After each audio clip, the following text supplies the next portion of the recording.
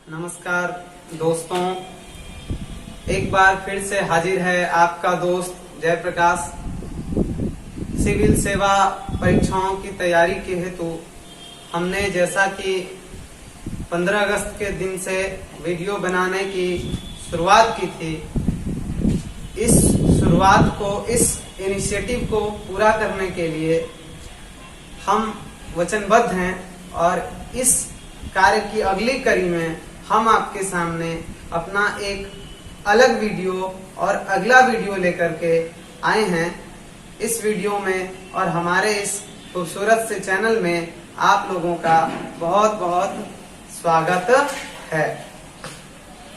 दोस्तों, मैं आपको सिविल सेवा परीक्षा की तैयारी के बारे में बताने से पहले सबसे पहले ये बताऊंगा कि सिविल सेवा से संबंधित परीक्षाओं को कौन कौन सी कमेटी या कौन सा कमीशन या कौन सा आयोग संचालित करती है।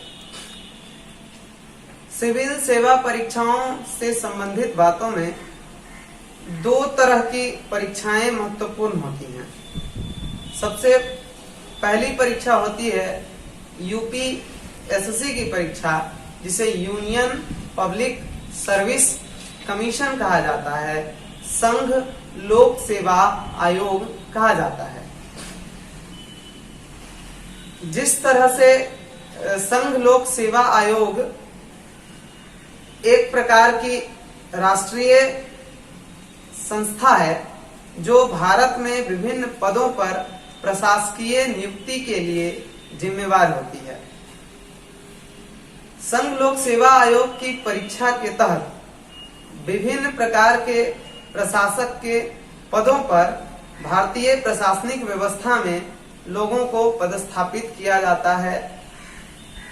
दोस्तों, इस वीडियो में हम आपको यह बताना चाह रहे हैं कि यूपीएससी एक प्रकार का कमीशन है, एक आयोग है जो सिविल सेवाओं से संबंधित राष्ट्रीय स्तर पर यानी देश लेवल पर, नेशनल लेवल पर परीक्षाएं संचालित, विभिन्न प्रकार की प्रतियोगी परीक्षाएं संचालित करवाती हैं और इसके तहत अलग अलग भारत के अलग अलग सेक्टर में, विभिन्न सेक्टर में अलग अलग पदों पर लोगों को इस एग्जाम के तहत नियुक्त किया जाता है। तो दोस्तों, एक सामान्य सा प्रश्न है कि यूपीएससी क्या है।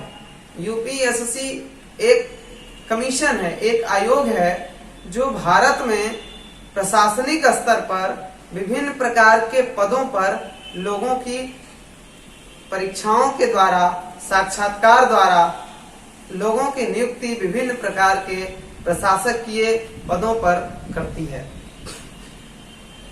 दोस्तों, इसकी अगली कड़ी में हम आते हैं। जिस तरह से राष्ट्रीय स्तर पर यूपीएससी विभिन्न प्रकार के प्रशासनिक व्यवस्था में प्रशासकों की नियुक्ति के लिए जिम्मेवार है, ठीक इसी तर्ज पर भारत के विभिन्न राज्यों में प्रशासनिक व्यवस्था को चुस्त दुरुस्त रखने के लिए या विभिन्न राज्यों में प्रशासनिक पदों पर बहाली करने के लिए पीसीएस या पीएससी यानी प्रोविंशियल सर्विस कमीशन जो है, या पब्लिक सर्विस कमीशन कहें तो, जिम्मेवार होती है। अब ये जो पीसीएस है, इसी का अलग अलग राज्यों में उसके राज्य के विभिन्न एब्रीविएशन के साथ जोड़ करके एक छोटा सा नया एब्रीविएशन वर्ड तैयार किया जाता है, जिसका कि अलग अलग अर्थ होता है। जैसे चूंकि दोस्तों मैं बिहार राज्य से हूं, तो हमारे यहाँ बीएएस, बिहार एडमिनिस्ट्रेटिव सर्विस में भर्ती के लिए बीपीएससी एक कमीशन है, एक आयोग है जो विभिन्न पदों पर नियुक्ति के लिए परीक्षाएं विभिन्न समयों पर आयोजित करवाती है।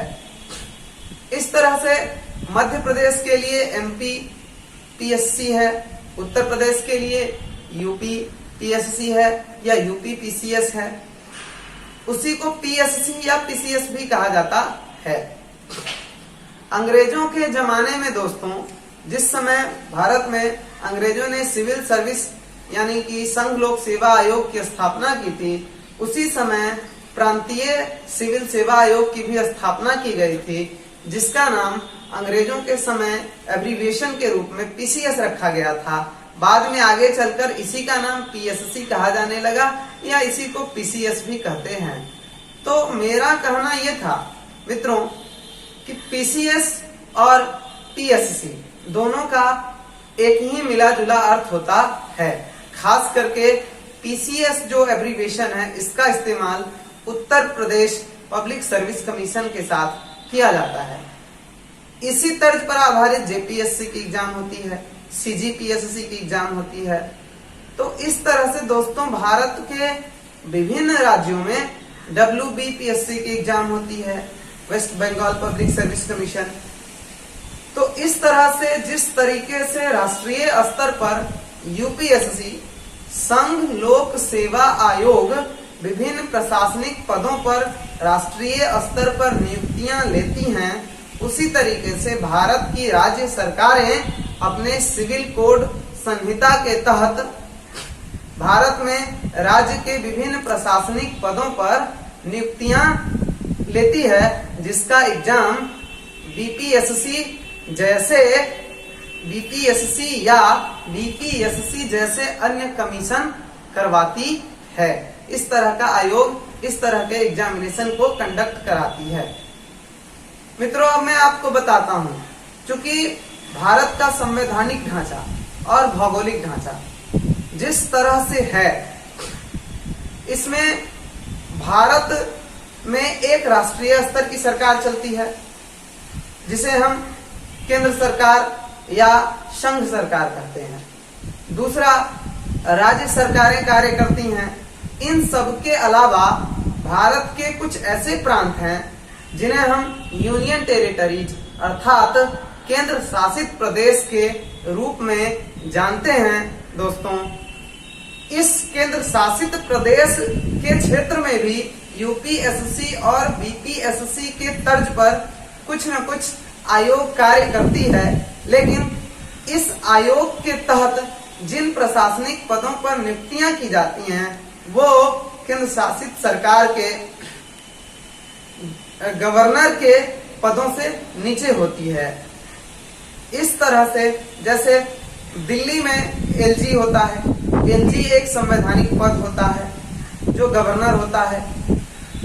एलजी से नीचे जो एडमिनिस्ट्रेटर होते हैं, इनकी भर्तियां केंद्र शासित प्रदेशों के सिविल सेवा आयोग के लोग इनकी नियुक्तियां विभिन्न पदों पर करते हैं।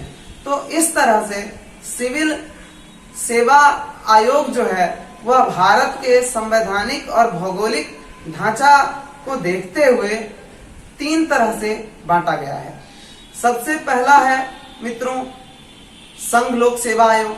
संघ लोक सेवा आयोग राष्ट्रीय स्तर पर, नेशनल लेवल पर विभिन्न प्रकार के प्रशासनिक नियुक्तियों के लिए जिम्मेवार होती है और इसके लिए वह अलग अलग क्षेत्र में अलग अलग विभिन्न समयों पर अलग अलग समय पर विभिन्न पदों के लिए भर्तियां निकालती हैं।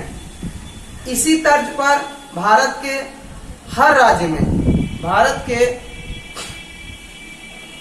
29 राज्य हैं, इस 29 राज्यों में सिविल सेवा आयोग के तर्ज पर सभी राज्यों के अपने राज्य लोक सेवा आयोग बनाए गए हैं और यही कमीशन जो होती है वो राज्य सरकारों में एडमिनिस्ट्रेटिव सर्विस के लिए जिम्मेवार होती है।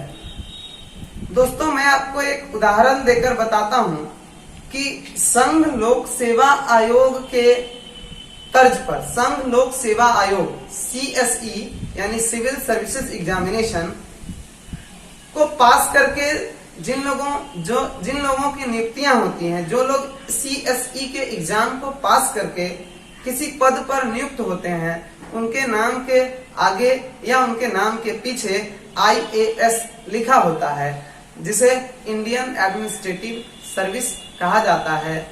इसी तरीके भारतीय प्रशासनिक सेवा या भारतीय प्रशासकीय सेवा।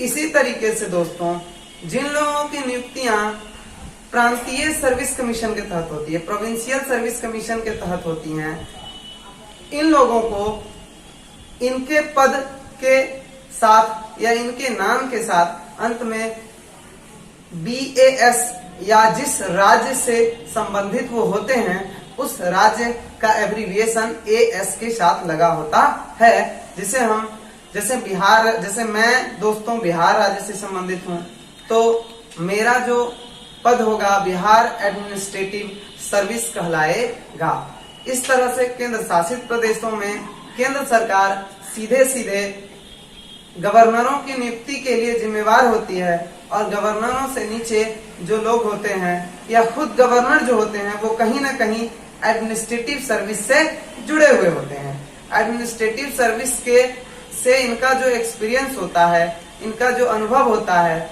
इन्हीं अनुभवों के आधार पर इनकी नियुक्ति विभिन्न केंद्र शासित प्रदेशों में गवर्नरों के पद पर की जाती है। जैसे आजकल किरण बेदी को, जो पूर्व में भारत की प्रथम महिला IPS रह चुकी हैं, इनकी पोस्टिंग पुदुचेरी नामक केंद्र शासित प्रदेश में गवर्नर के तौर पर हुई है।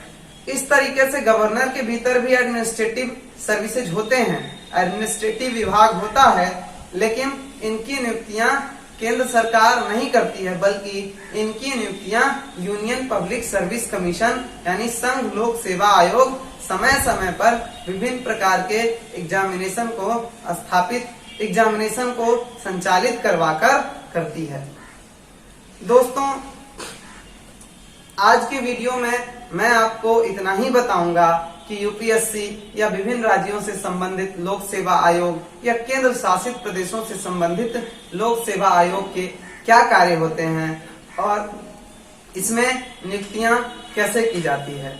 अगले वीडियो में दोस्तों हम आपके समक्ष UPSC BPSC से संबंधित सिलेबस लेकर आएंगे या किसी अन्य राज्य लोक सेवा आयोग से संबंधित सिलेबस लेकर आएंगे, और मिलते हैं दोस्तों अगले वीडियो में हम आपसे।